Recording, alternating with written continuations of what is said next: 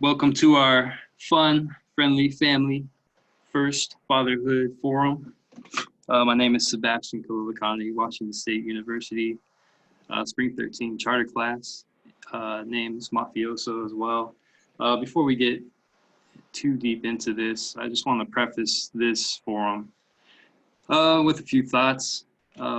First off, it's kind of podcast related, so Z and I will jump back and forth, share experiences, nothing too uh, expertise based. I mean, we have some data on like 529 education plans, but all of this is really just talking from experience and from our background. Um, Z and I both have one child. Z has one on the way.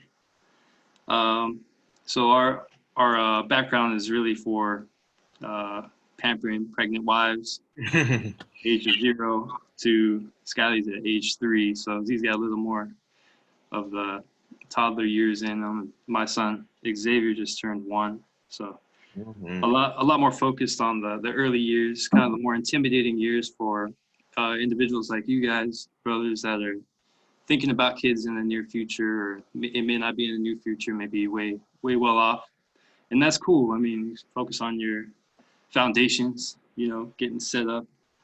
But just a little insight into those first years, kind of the stigmas and the difficulties that you normally hear about with newborns on the way, that sort of thing. And if I could have one biggest takeaway for each of you that listen in, it's worth it. Fatherhood is worth every difficulty, and it's a joy, man. No matter how much sleep you lose, no matter how much money, it's worth everything. So that's my little preface on that.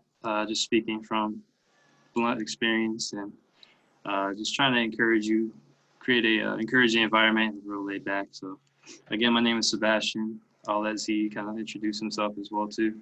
Yeah, thanks, Sebas. I just wanted to welcome everyone from me personally. Thanks for joining our workshop. As he said, we'll be talking about our experience as a PDAD. We'll go more into that and transitioning into our current status of fatherhood and beyond.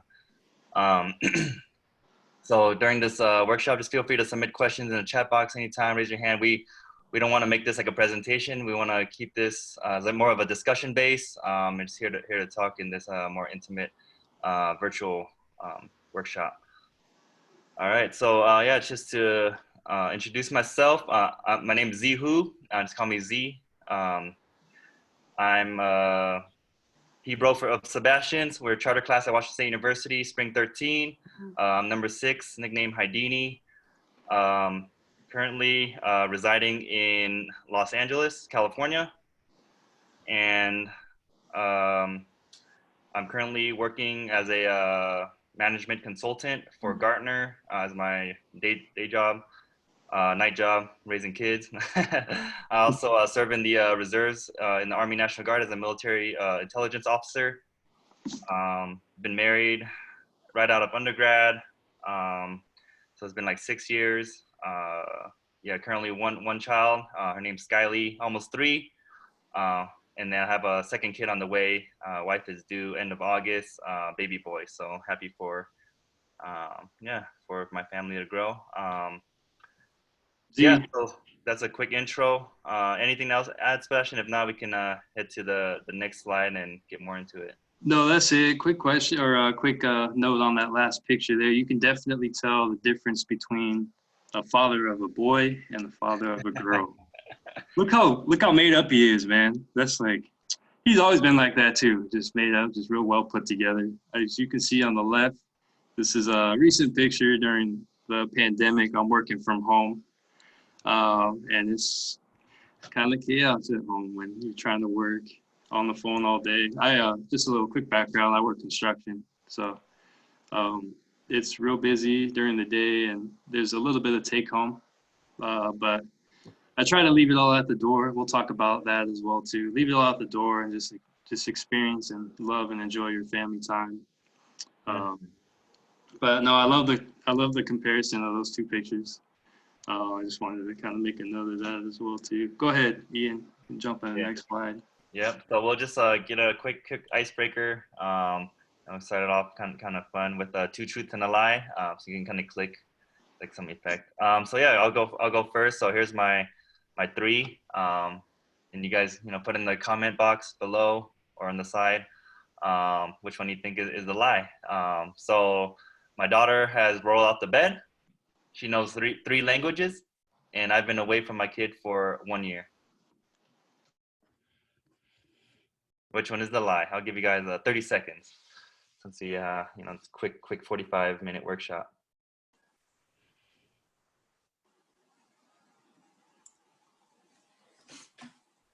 All right.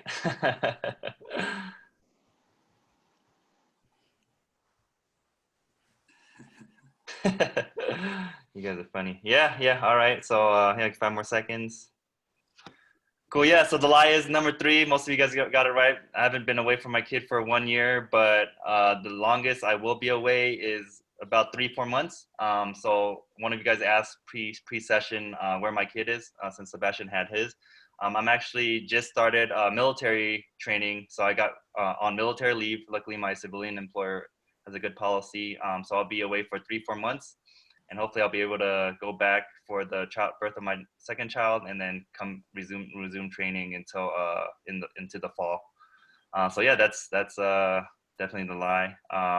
But yeah, we'll talk more about it into the fatherhood session, because we want to split this up into 2 sections, talking about PDAD and then fatherhood. But yeah, my daughter has rolled off the bed, and I'm pretty sure a lot of kid has, and I know there might be some questions about that. And then yeah, she does know 3 languages. Hopefully, my wife is actually Hispanic, so she's been teaching her Spanish, and I'm trying to teach her Cantonese, but I'm super Americanized, so it's like not that good. It's more Chinglish, if anything, and English as a third. So yeah, that's mine. Sebatian, you next. Yeah. Way to be, Z. Thank you for your service, man. Go ahead and click. I'll pop up my 3. Go ahead, Ian. You good. Here's my 3. 1, I passed out during the birth of my son. My son took a dump in the tub while I was bathing him, and my son started walking at 10 months. Choose the lie. Go ahead.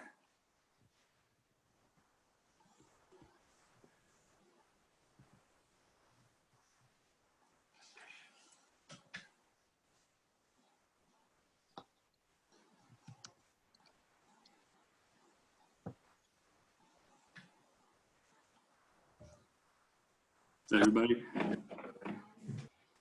Let me give 5 more seconds. Yeah. All right.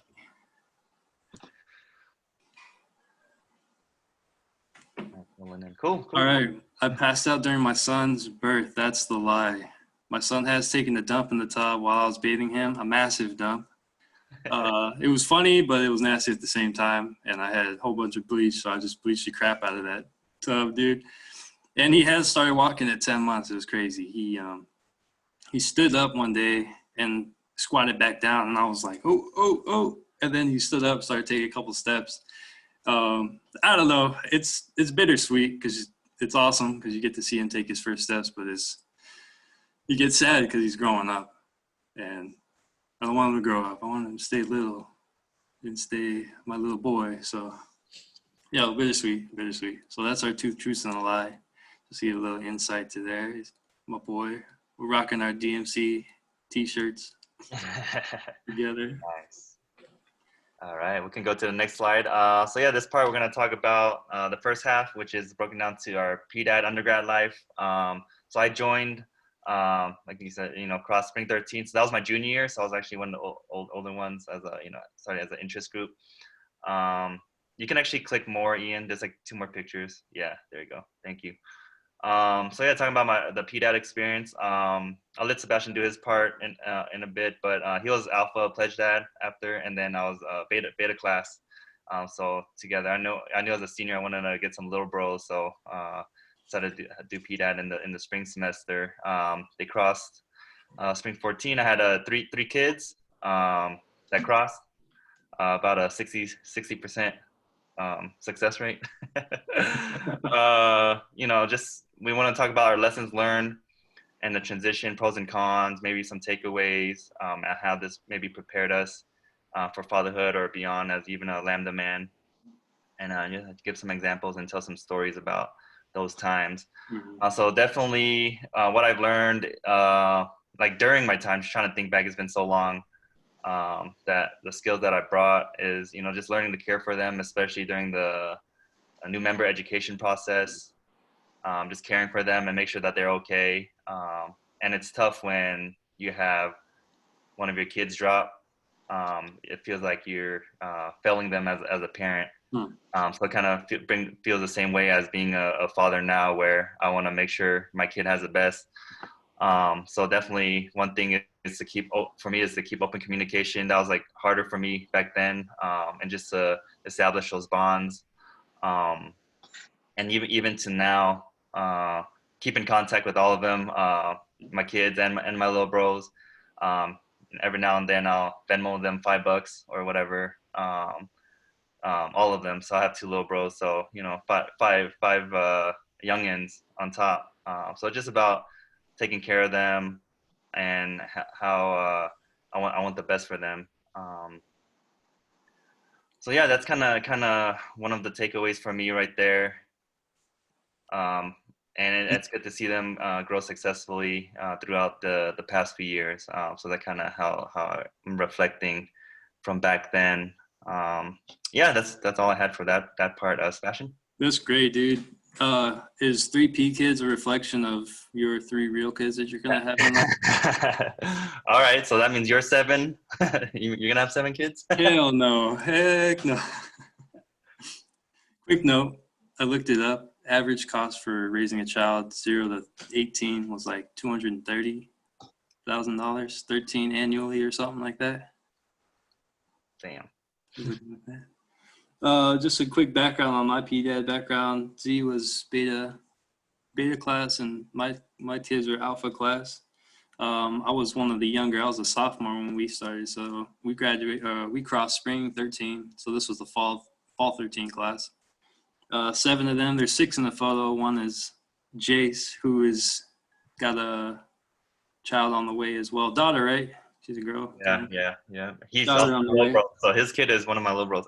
That's his little bro. Yeah, Z's little bro is one of my kids. So, lessons learned, skills learned. I reflected a lot on kind of how we were taken care of by our PDAD during charter class process. And I love to take care of these guys, man. Night events and whatnot. I'd always bring extra water, Gatorade, oranges, and sometimes the class would make fun of me because I'd feed them oranges in the line or something, and I'd just be real protective of them. And I think that translates over to today, is just how I love to care for my son, super protective of him. Not as much as my wife, actually. Yeah, a lot of that. But that's a pro. A con is definitely when you see one drop. I think Z had a few drop in his, and I had one drop in mine. We started with 9 or 8, and then went down to 7. It sucks, man. Especially the first class. You're just like, you want everybody to make it through, and you feel like you fail them. But hey, you roll with the punches. I think that's a lot of what fatherhood is you take the hits and you keep on rolling. How's it prepared for fatherhood? Again, yeah, taking care of them. Z, I wanted to bring this up. I mentioned our process and how RP Dad took real good care of us. I remember specifically the That oranges. was Brian DeSono, by the Yeah, way. Brian. Brian was RP Dad. Brian fed us oranges, and I was like, what the heck? I'm so thirsty. I think he did that because he didn't want us to cramp, or whatever. Do you have any kind of thoughts or stories you like to share from your class or how P Dad took care of us? Yeah, I mean, I definitely took his examples as well. He was always encouraging.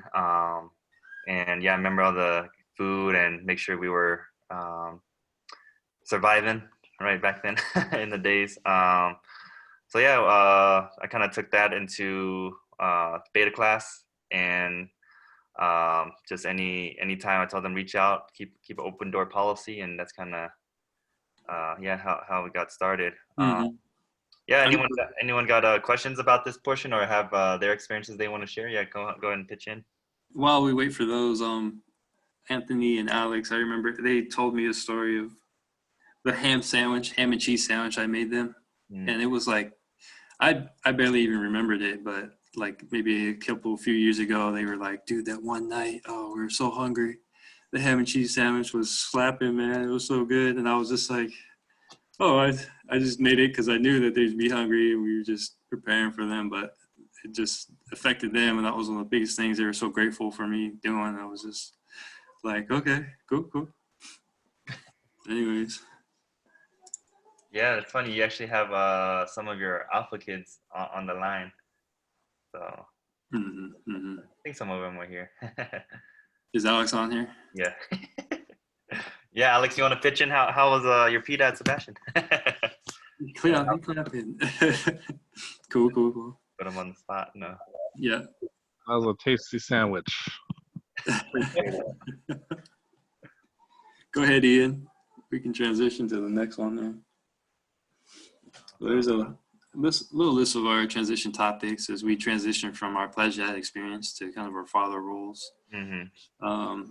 Pledge dad role, the father role, trial run. I definitely think that being a pledge dad was a trial run, kind of a little taste into caring for another human being. And in this essence, dude, as a father, you're bringing another life into this world. Like, just ponder that for a moment. That's how amazing that is.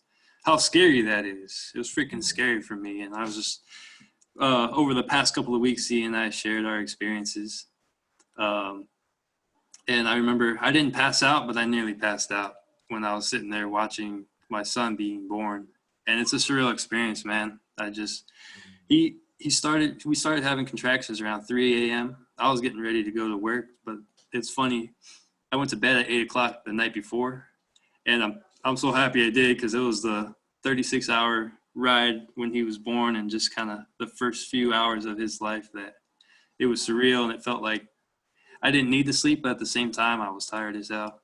And a lot of people tell you to sleep more while your wife is pregnant in order to somehow store that sleep for the next few months of raising a newborn. That is like the worst. That's like the worst advice I've ever heard before. And people kept telling me that. I'm like, why are they telling me that? There's no way. There's no way to really store that. Gotta store that energy, Yeah, you're gonna be tired. You're gonna be tired. That's for damn sure. So. Yeah, for sure. It's kind of like going through the new member education process yourself, right? And right. it's also it's kind of the same thing as having P kids, where you're bringing them into the Lambda world, right? So it's like a whole new world, new experience, new point of view.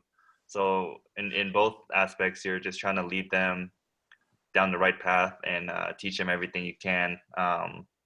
Like for me, being a Lambda father, especially with both of us I'll have a boy soon and he has a boy, hopefully some Lambda legacy. We want to shape this fraternity to be something that they can be proud of and leave our legacy as well. Yeah. So going more in depth, like future wise, for me, I was definitely have that tiger dad vibe.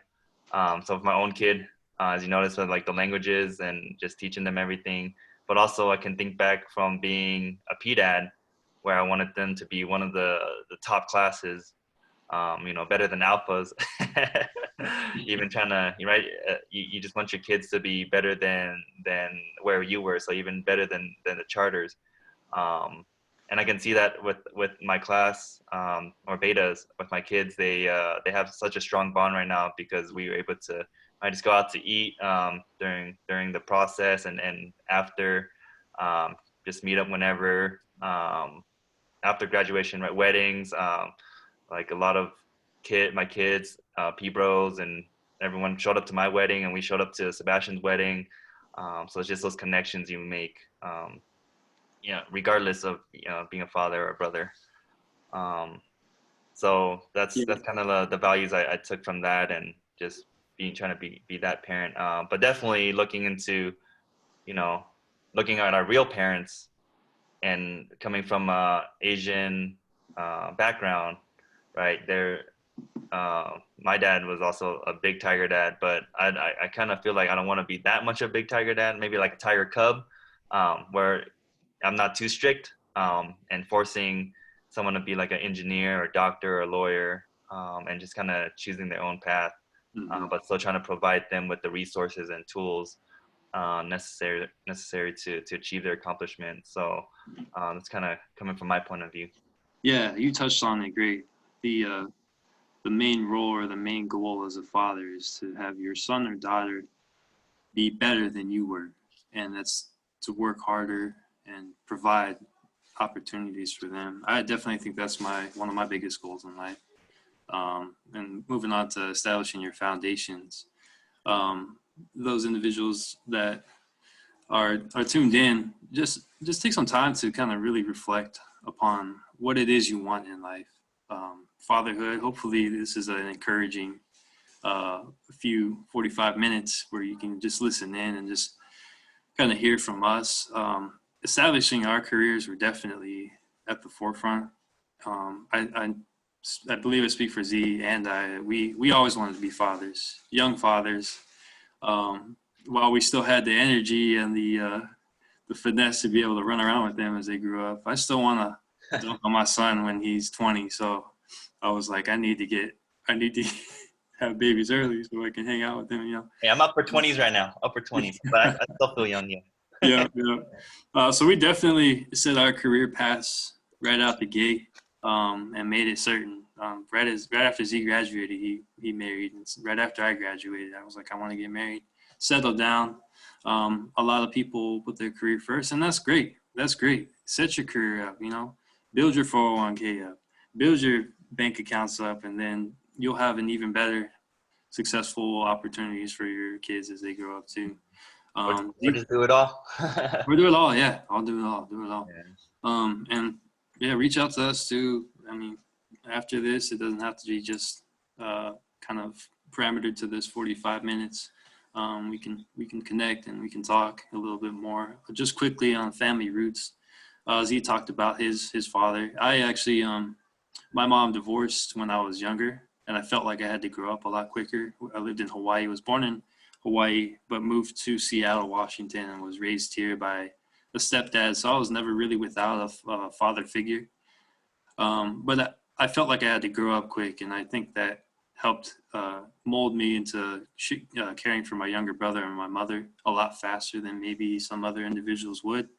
So I always felt like I had that kind of take care of my people's bred into me.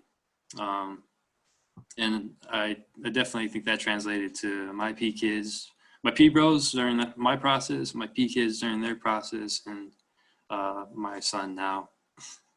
So yeah, again, establishing your foundation also kind of blends into how to prepare for fatherhood. To be honest with you, there really is all this preparation, all these book reading that you can do, but when that head pops out, it's go time, baby, and you just roll with it. That's my kind of it seems very reactionary, but that's kind of my mindset, is just go with the flow, and try not to really take anything too serious. I prepared like a top 10 list of tips that I've kind of gone through that Z and I wanted to do, and I wanted to share a couple with you guys, especially when you first start out, when the baby's first born. Take time to support your partner and that child. It's important to set your career at least on. It doesn't have to be the full 3-month furlough. I don't really know what other different career paths do. I took 2 weeks, but I guess I took it in the time or in the mindset of how many times are you going to have a firstborn son and care for him? It's going to be once, or firstborn daughter. It's one time in your life, so take the time to do that. And I'll share some of these as we go on as well. Z, if you wanted to kind of reach in on some of your reflection. What was the biggest thing that you thought about right before your daughter was born, your firstborn daughter? Man, it just comes at you. It's not something you can plan as much as you can, but you just kind of go as you roll with the punches. Kind of similar to having your P kids, right? If you guys remember, or even when you guys had your own P dad through the new member education process. Sometimes you just don't know what's going on. You just trust your partner, trust your bros, trust your P dad, and then as far as trust our P kids to do what they can and just give the best advice we can for them. Yeah. So that's kind of what thinking back, what can share with you guys. Real quick, there's a question in the chat box. Let's see, from what you guys have experienced, good and bad, would you encourage your kids to join Greek life? What do you think, Sebatian? I think so. To be honest, it's a little bit different. Like, you talk to people and you go to rush events and you are very encouraging them, almost because, one, you want your house to grow, and two, you see individuals that you can really help foster and care and instill some ideas into them, or help establish some ideas and encourage them to grow.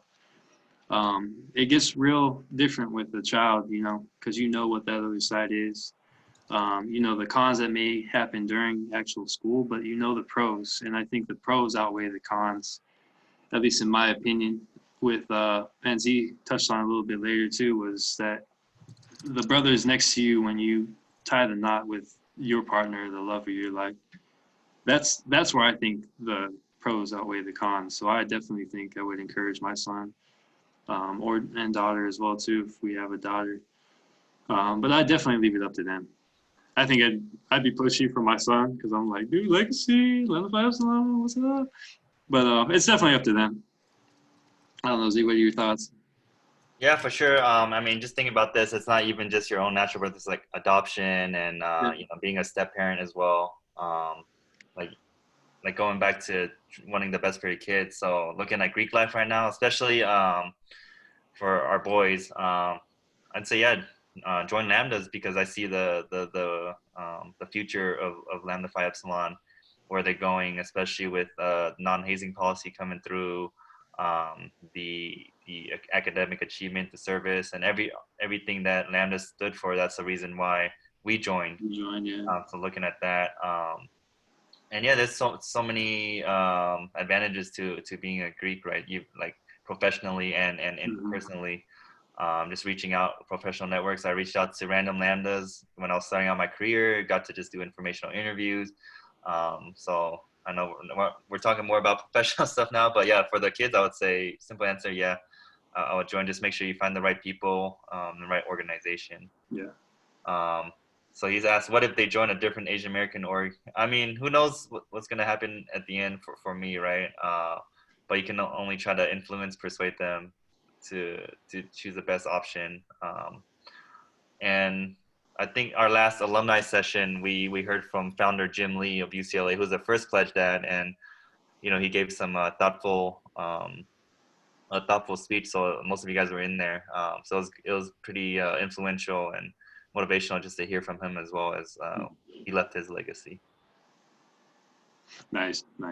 Mm-hmm. Moving on here, time management, achieving the perfect balance between home, work, life. I put the sub notes there: schedule and discipline. For those of you that aren't on a schedule now, and it could be this certain point in time before COVID and what it looks like after, it definitely brings a lot of balance to my life to be able to schedule everything out. I could recite to you my exact schedule for the last couple of weeks and probably last couple of months. It revolves 100% around my son, 100%. The working from home, the 2 nap times a day, the amount of eating he does. He eats maybe 6 meals a day, and it's like clockwork. But it's good. It brings some balance. It brings some solidification to your life. And you just gotta be disciplined in it.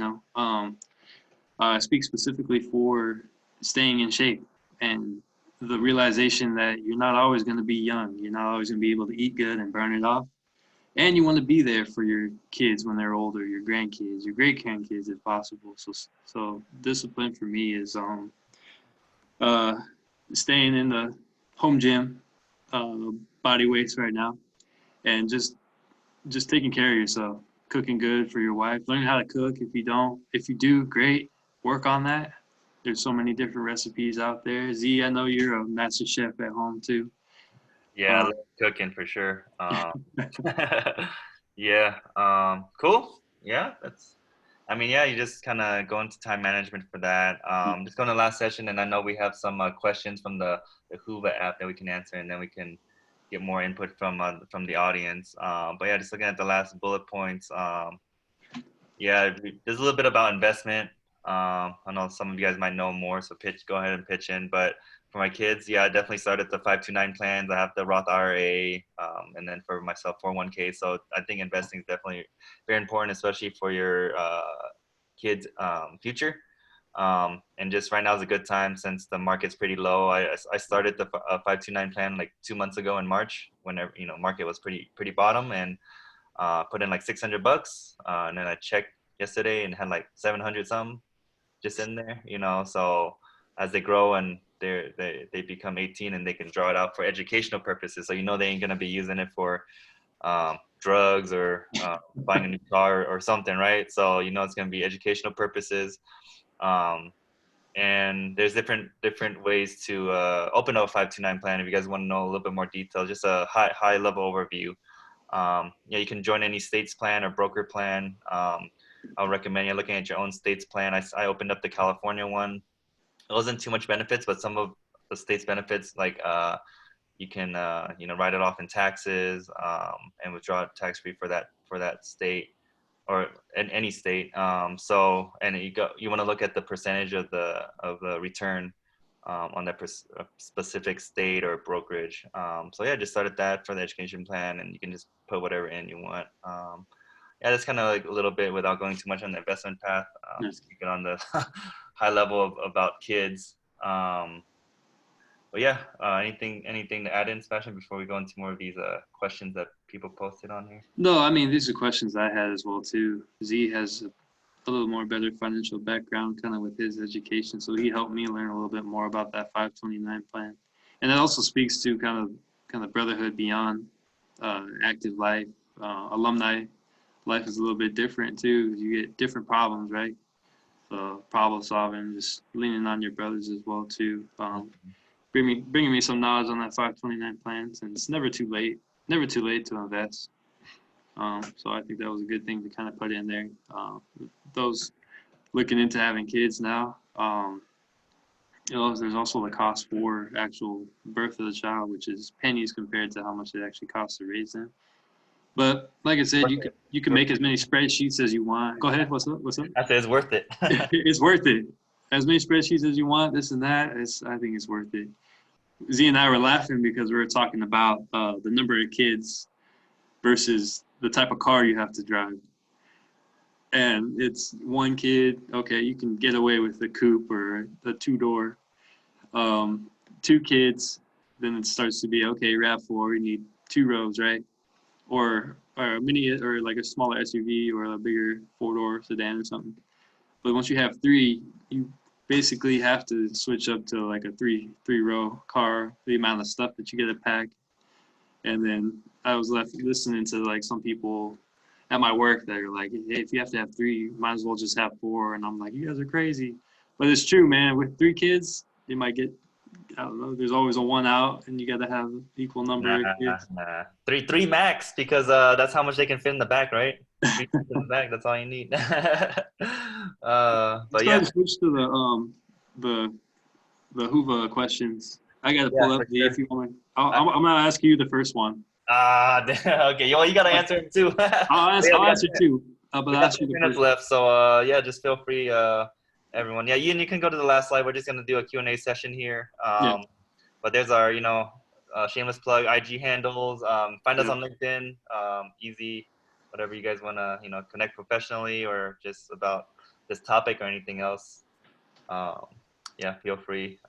You wanna start? I got the app open too. But Yeah. And you can see Darth Xavier Daddy. That's me. Zihu, and for damn sure we got IGs for our kids as well too. You throw them up there as well. Okay, first question, Z.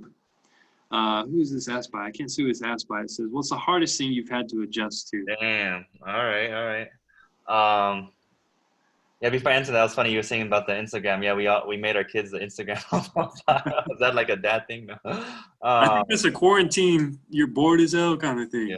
Yeah, exactly. And then, man, looking at everyone's bored faces. Let me throw a dad joke out there real quick. All right, everyone want a dad joke? Let's see. All right, guys. So a father and a son were at the bar drinking, and the father asked the son, "Hey, what are you drinking?" The son said, "Soy milk." The dad's like, "Oh, hi, milk. Soy padre." Oh, Thanks, guys. Here all day. All right. So what you've had to adjust to. To be honest, I don't have any dad jokes. All of mine are kind of off the whim, and they're funny as hell to me. But it has to be like situational. Yeah, exactly. It takes too long for me to explain.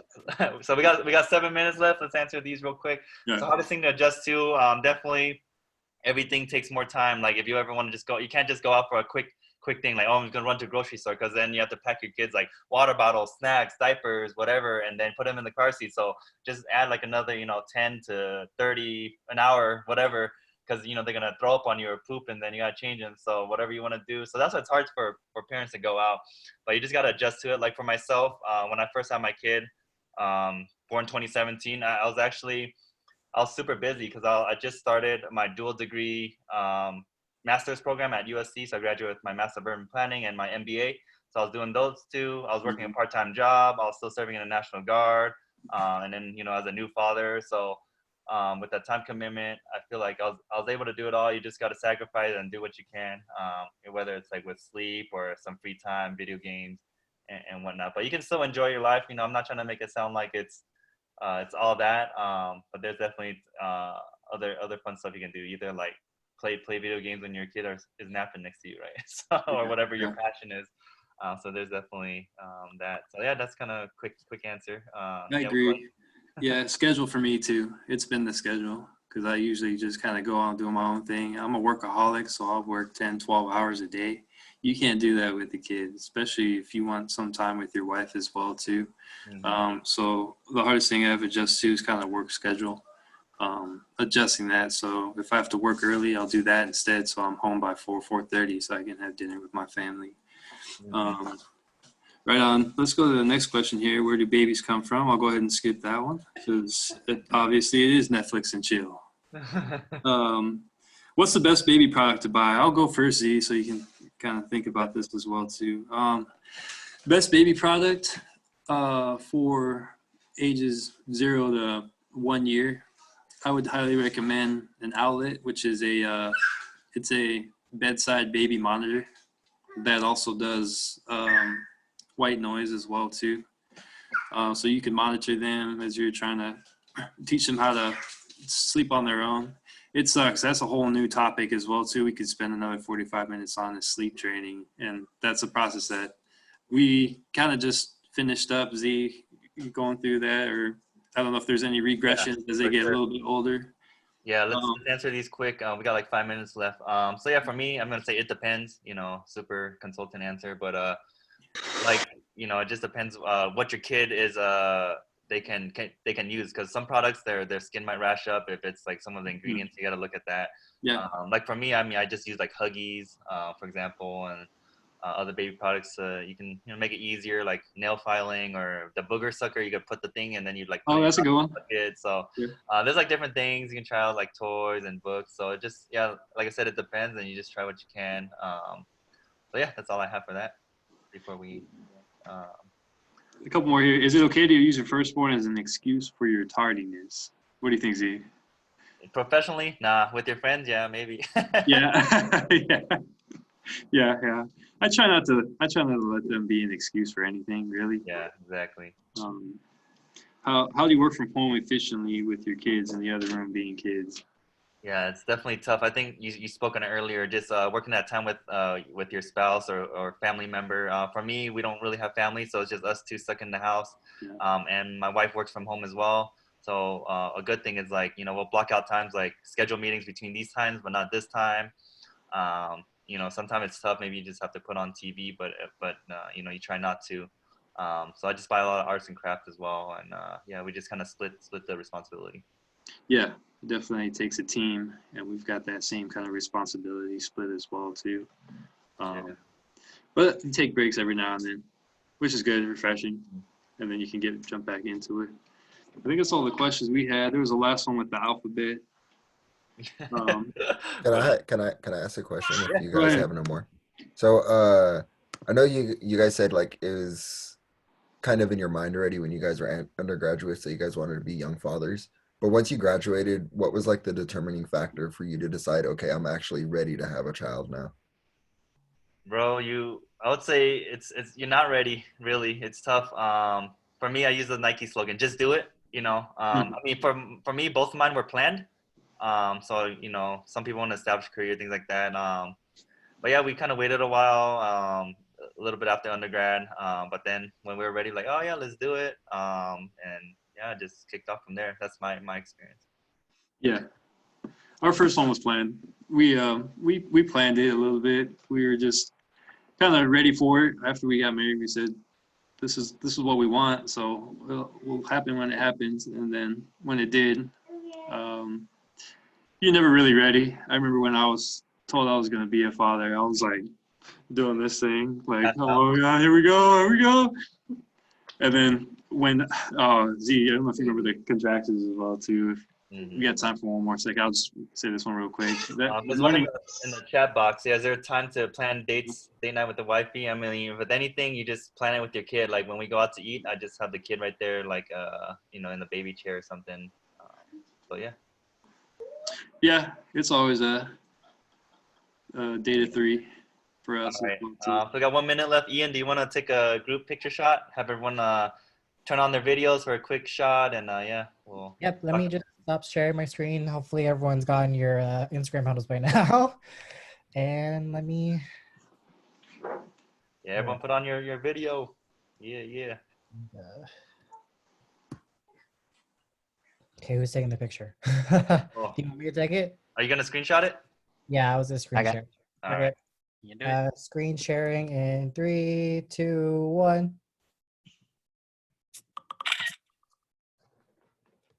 All right. Well, thank you everyone for attending.